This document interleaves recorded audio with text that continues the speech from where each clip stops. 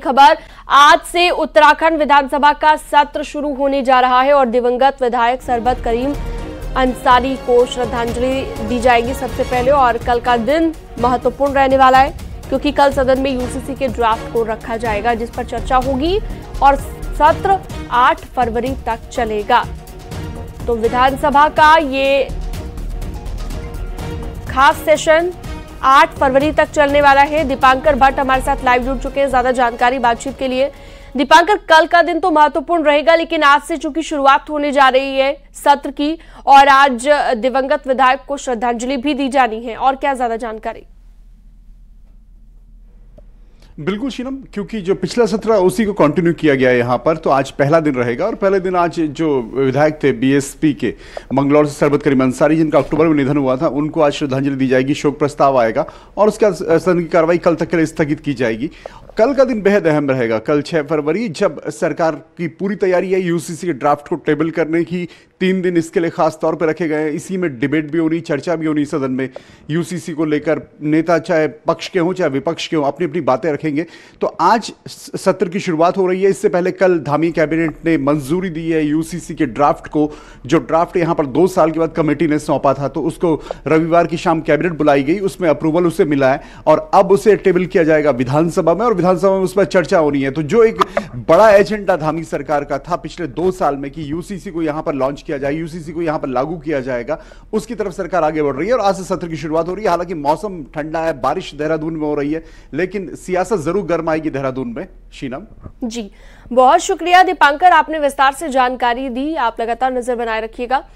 आगे बढ़ते हैं देहरादून से अगली खबर के। धामी कैबिनेट ने यूसीसी ड्राफ्ट को मंजूरी दे दी है। यूसीसी ड्राफ्ट को रविवार को धामी कैबिनेट की बैठक में लाया गया जिस पर चर्चा के बाद यूसीसी ड्राफ्ट को मंजूरी दे दी गई है।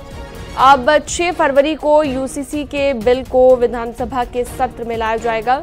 कैबिनेट की मीटिंग में मंत्रियों को यूसीसी पर प्रस्तुतिकरण भी दिया जाएगा।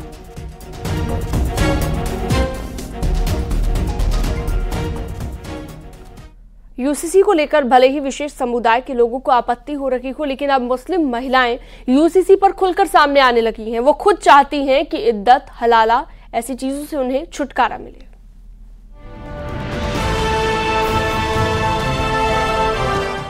उत्तराखंड में यूसीसी का विरोध भले ही कुछ इमाम संगठन से जुड़े लोग कर रहे हों, लेकिन मुस्लिम महिलाओं को बेसब्री से इंतजार है यूसीसी का।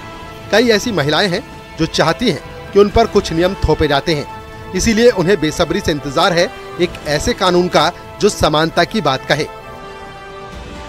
कुरान में कहीं नहीं लिखा हुआ है कि आपको 3 तलाक का है, ऐसा है, कुछ हलाला आपको करना ही करना है। कहीं ये सब चीजें बनाई हुई हैं कुछ मुल्ला मौलवियों ने जो अपनी दुकान चलाना चाह रहे हैं। उन लोगों ने थोपा था मुस्लिम पर। आज मुस्लिम महिला बहुत अच्छा फील कर रही है। यूसीसी के पक्ष में कई मुस्लिम महिलाएं हैं, वहीं मुस्लिम धर्मगुरु कहते हैं कि ऐसा वही महिलाएं कह रही हैं जिन्हें इस्लाम की जानकारी नहीं। जिसको जानकारी नहीं है, जो फंडामेंटलिस्ट हिंदू नहीं है, जो फंडामेंटलिस्ट मुस्लिम नहीं है, जिसको मजहब की और ईमान की जानकारी नहीं है, वो तो कुछ भी कहेगा। ऐसे तो कुछ मुफ्ती भी कह रहे हैं जो सरकारी मुफ्ती हैं। वैसे यूसीसी में क्या बिंदु है ये जल्द साफ होगा, लेकिन इतना जरूर है कि प्रदेश में मुस्लिम समाज में भी एक ऐसा वर्ग है जो बेसब्री से यूसीसी का इंतजार कर रहा है। न्यूज़ 18 के लिए देहरादून से भारती सकलानी उनियाल की रिपोर्ट।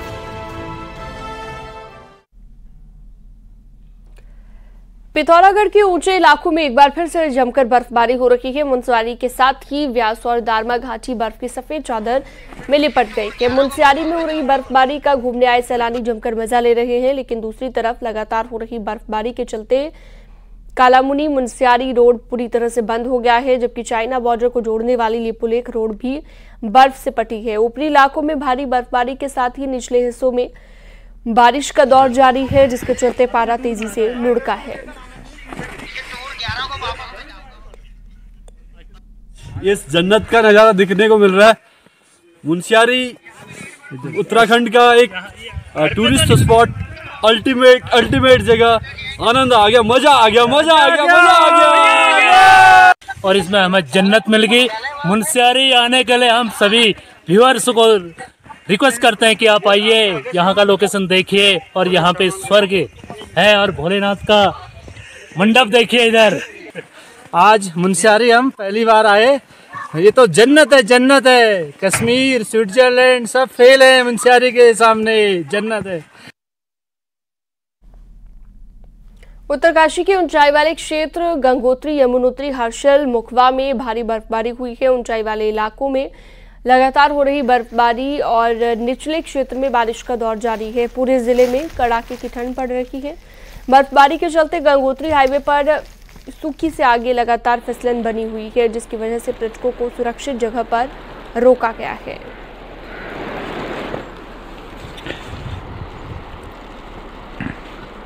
तो देख सकते हैं 2 तस्वीरें आप। दोनों तस्वीरों में देखिए बर्फ की सफेद चादर में किस तरह से लिपटा हुआ उत्तरकाशी दिखाई दे रहा है। बर्फबारी की वजह से ठंड भी बहुत ज्यादा बढ़ चुकी है।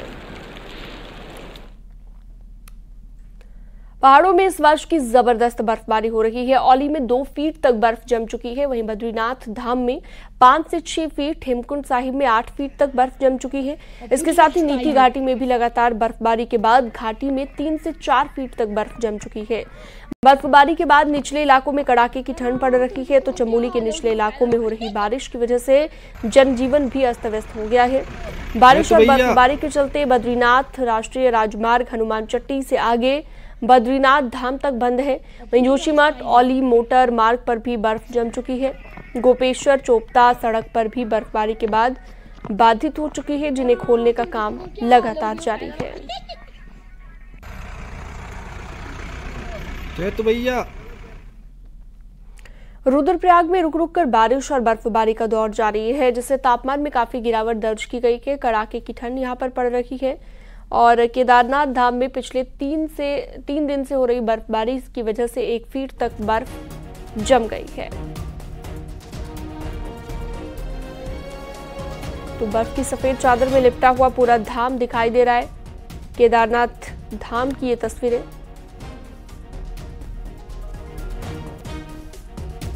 चलिए सीधा रुख करते हैं। चमोली से नितिन सेमवाल हमारे साथ जुड़ गए हैं। संदीप प्रसाद हमारे साथ रुद्रप्रयाग से जुड़ गए हैं। सबसे पहले चमोली का हाल जान लेते हैं नितिन सेमवाल से। नितिन, किस तरह की तस्वीर है इस वक्त वहां पर, क्योंकि बर्फबारी का दौर पिछले कुछ दिनों से लगातार जारी था और इसके चलते कई दिक्कतें स्थानीय लोगों को आ रही थी, लेकिन पर्यटकों के चेहरे खिले हुए हैं। जी, अगर मौसम की बात करें तो सुबह से बर्फबारी जारी है। सुबह क्या लगभग तीसरा दिन आज है कि पहाड़ों में लगातार बर्फबारी हो रही है और हालांकि अभी थोड़ी सी बर्फबारी और बारिश रुकी हुई है, लेकिन पहाड़ों में चारों तरफ बादल छाए हुए हैं, क्योंकि ऊंचाई वाले जो इलाके हैं वहाँ पे जबरदस्त हिमपात हुआ है। चाहे हम औली की बात कर लें या बद्रीनाथ धाम की बात कर लें, हेमकुंड साहिब की बात कर लें, लगातार वहाँ पे बर्फबारी हो रही है और धाम में तो अब लगभग 6 से 7 फीट तक बर्फ जम चुकी है। मुश्किलें भी बढ़ रही हैं। जो ग्रामीण इलाके हैं वहाँ पे जो पैदल रास्ते हैं वो बाधित हो चुके हैं, उन पर बर्फ जमी हुई है और ग्रामीण स्वयं उन मार्गों को खोलने की कोशिश भी कर रहे हैं। इसके अलावा जो नेशनल हाईवे हनुमान चट्टी से लेकर बद्रीनाथ धाम तक है वो भी वहाँ पे बाधित पड़ा हुआ है, उस पर भी बर्फ हटाने का काम जारी है।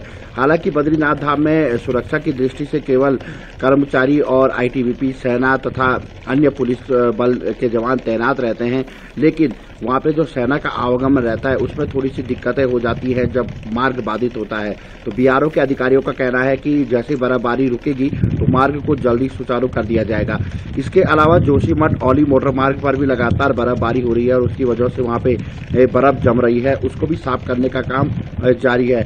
इसके अलावा जो भारत चीन सीमा को जोड़ने वाला नीति मलारी राष्ट्रीय राजमार्ग है वो भी बाधित है, उस पर भी बर्फ जमी हुई है और अब बर्फ को साफ करने का काम जब मौसम साफ हो जाएगा उसके बाद। ठीक है नितिन, चमोली का हाल हमने जाना, अब रुद्रप्रयाग में क्या हालात हैं संदीप प्रसाद से जानते हैं। संदीप, वहां की क्या तस्वीर है, मौसम क्या कहता है, मौसम विभाग क्या कहता है और साथ ही साथ आम लोगों को किस तरह की दिक्कतें आ रही थी बर्फबारी की वजह से?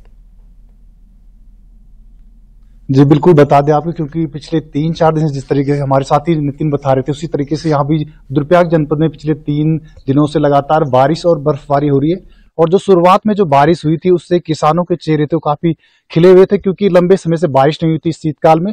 और आपने देखा होगा केदारनाथ धाम में भी इस बार सबसे कम बर्फबारी हुई है और पिछले 3 दिन से जो बर्फबारी हो रही है उसके बाद धाम में अब 1 फीट बर्फ हुई है।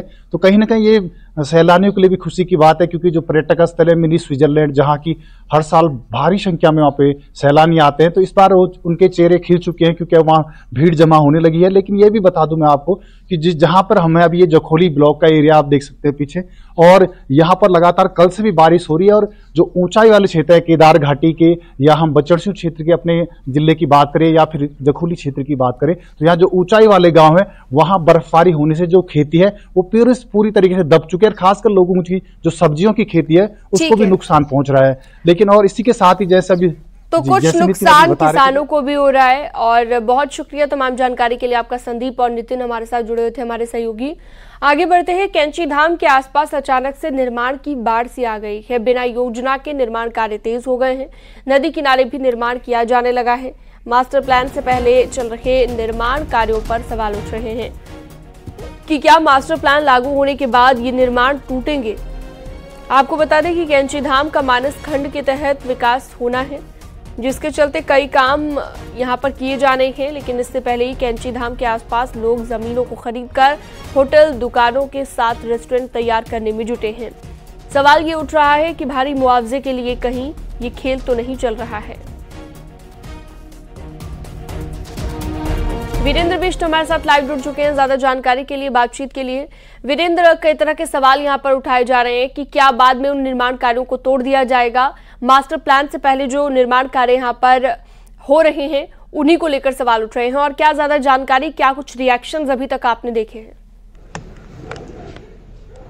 देखिए सीनम, जिस तरह से कैंची धाम में एकदम टूरिस्ट का प्रेशर बढ़ा है, श्रद्धालु वहां पहुंचे हैं और सरकार का फोकस भी कैंची धाम को विकसित करने का है। हालांकि मास्टर प्लान के तहत वहां पर कामकाज होने हैं, उसमें हेलीपैड बनना है या तमाम जो शौचालय का निर्माण होना है, श्रद्धालुओं के लिए सुविधाओं का विस्तार किया जाना है। लेकिन बावजूद इसके लगातार उन इलाकों में जो निर्माण हो रहा है वो तेजी से हुआ है, क्योंकि जिस तरह से बिना कोई अनुमति के होटल्स, रेस्टोरेंट या तमाम चीजें बन रही हैं, वो सवालों के घेरे में इस वजह से भी है क्योंकि भविष्य में वहां पर मास्टर प्लान का काम किया जाना है। अगर मास्टर प्लान का काम वहां पर लागू होता है, शासन से उसको स्वीकृति मिल जाती है, तो क्या उन निर्माणों को तोड़ा जाएगा, ये एक बड़ा सवाल भी है। क्योंकि जो लोग हैं वो जो निजी की जमीन है या जो पट्टे की जमीन है या जो नदी किनारे की जमीनें हैं उन पर तेजी से निर्माण कर रहे हैं, क्योंकि कैंची धाम जो विश्व पटल पर एक अपनी पहचान बना चुका है और लगातार जो लोग हैं वहां पर निर्माण जो है वो तेजी से कर रहे हैं।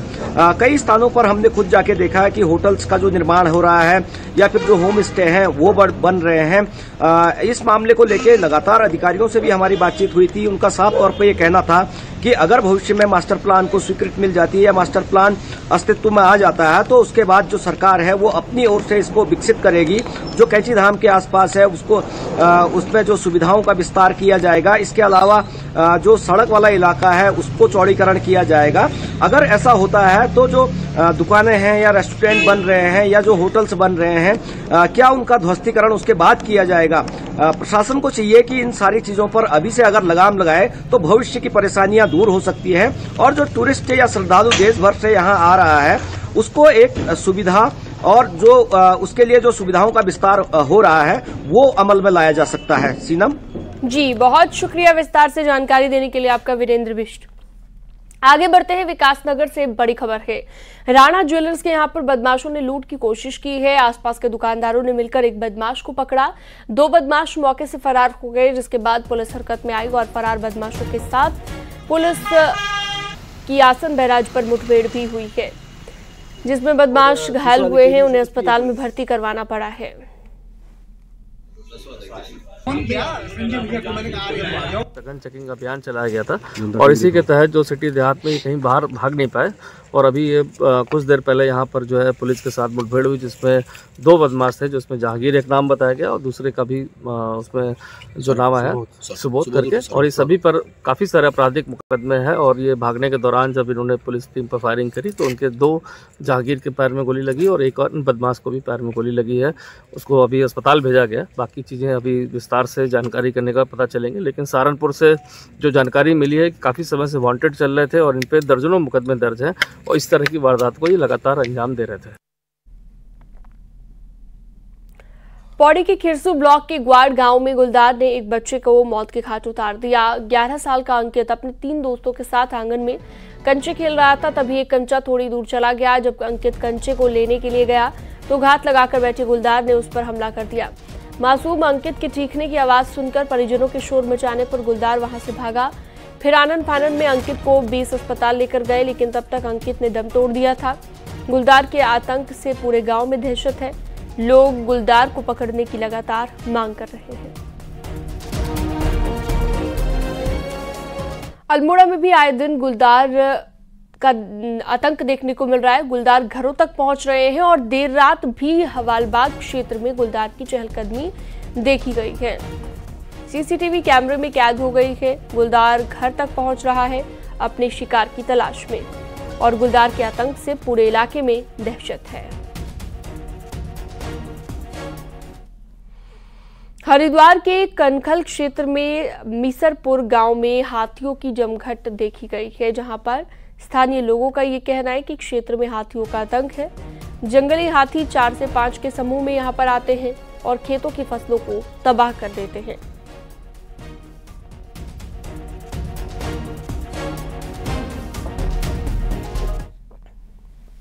हरिद्वार में अंतर्राष्ट्रीय हिंदू परिषद के अध्यक्ष प्रवीण तोगड़िया ने ज्ञानवापी को लेकर बड़ा बयान दे दिया है और कहा है कि पूरा ज्ञानवापी परिसर हिंदुओं को सौंपा जाए। तोगड़िया ने कहा है कि अभी ज्ञानवापी परिसर में श्रृंगार गौरी की पूजा शुरू हुई है। भगवान शिव और भगवान नंदी की भी रोजाना पूजा होनी चाहिए, इसलिए वो चाहते हैं कि पूरा ज्ञानवापी परिसर हिंदुओं को सौंप दिया जाए।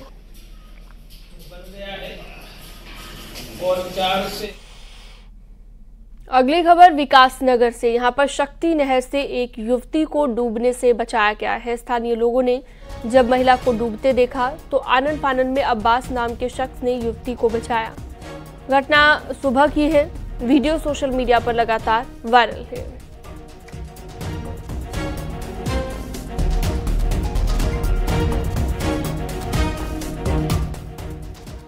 और अब एक नजर पहाड़ की 10 बड़ी खबरों पर।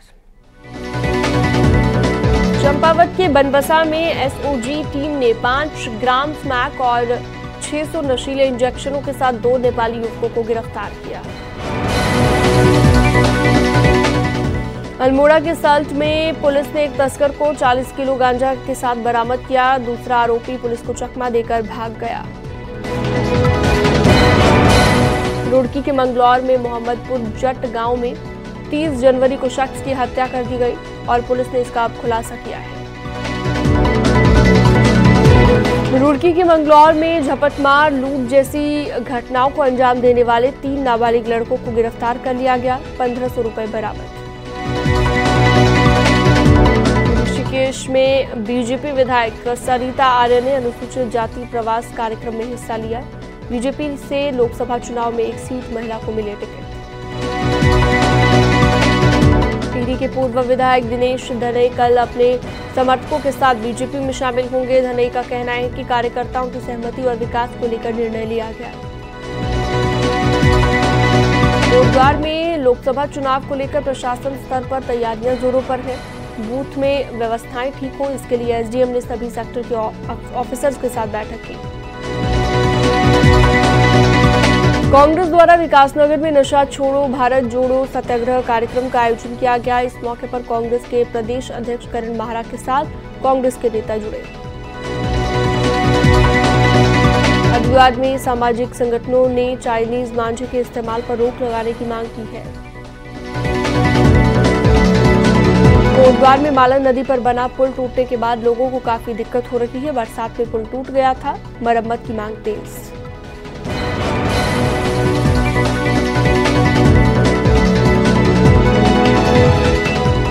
और वक्त एक छोटे से ब्रेक का। आगे देखिए सुबह 8 बजे की स्पेशल खबरें।